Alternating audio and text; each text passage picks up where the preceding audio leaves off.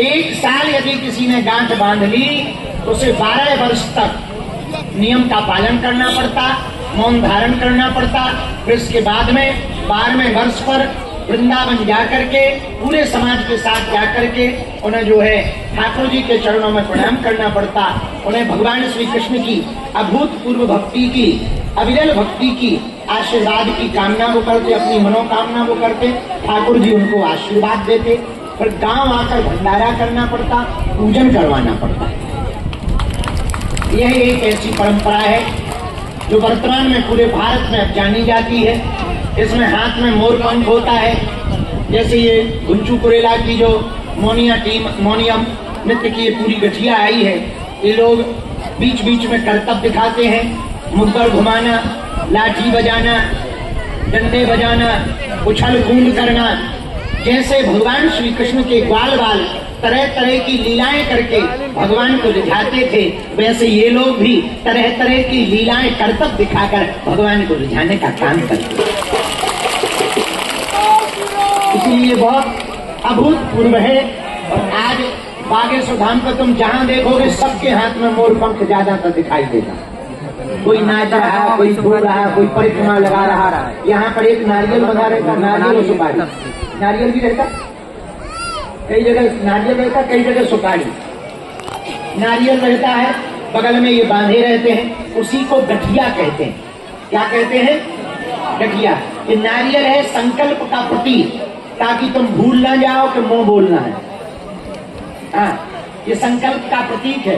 जिस कामना को लेकर के नारियल बांधा जाता, फिर तीर्थों पर जाकर के नृत्य किया जाता, उस कामना की पूर्ति गठिया बांधने से, यह व्रत करने से पूर्ण होती है। ऐसी हमारी बुद्धिखंड में मान्यता है।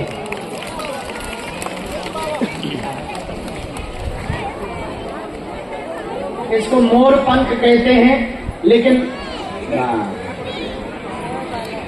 मोर पंख कहते हैं, लेकिन ये जब बहुत सारे मोर पंखों को इकट्ठा करके बांधा जाता है तो मौनिया नृत्य में इसे मूठा कहते हैं।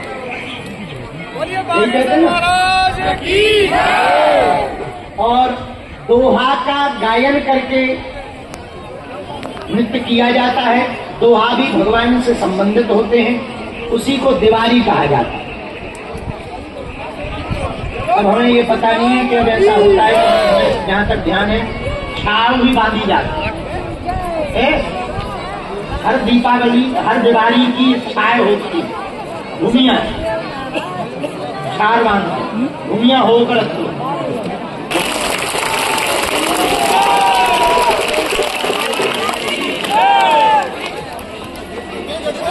सबकी ये जो रस्सी बंधी है, छोटी बचिया के जो बाल झड़ जाते हैं, उनके बाल ले लेकर के उसकी रस्सी बनाते हैं, उसी में फिर 12 गांठी लगाते हैं। हर वर्ष एक गांठी। यहाँ भगवान को रिझाने के लिए अनेक उपाय किए जाते हैं। एक बात कहें हम, कह दो, कहो, जोर से बोलो। भगवान को पाने का कोई भी रास्ता हो, उसे चुन लेना चाहिए। वो कितना भी कठिन हो, याद रखना, बिना कठिनता पाए भगवान की कृपा नहीं मिलती। अब हमसे ही सीखो। हम पे हनुमान जी की कृपा तो है, पर क्या हम अपना पुरुषार्थ छोड़ते हैं? नहीं छोड़ते। कल पूरे दिन व्रत रहे, रात भर हवन किया, सुबह 3 घंटा लुढ़के और फिर बैठे। हनुमान जी की कृपा हो जाने के बावजूद भी यदि पुरुषार्थ नहीं करेंगे, भजन नहीं करेंगे, तो लोगों का भला नहीं होगा। भगवान तभी भला करते हैं जब हम, देखो, 50% भाग काम करता है और 50% मेहनत काम करती है। दोनों जरूरी है, दोनों। आधा भाग्य जरूरी है। भाग्य ठीक करना है तो भजन करो, और भाग्य ठीक हो गया, सफलता पानी है तो आधी मेहनत करो।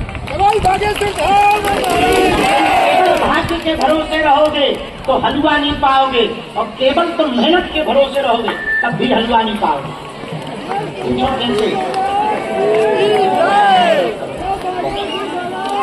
हमसे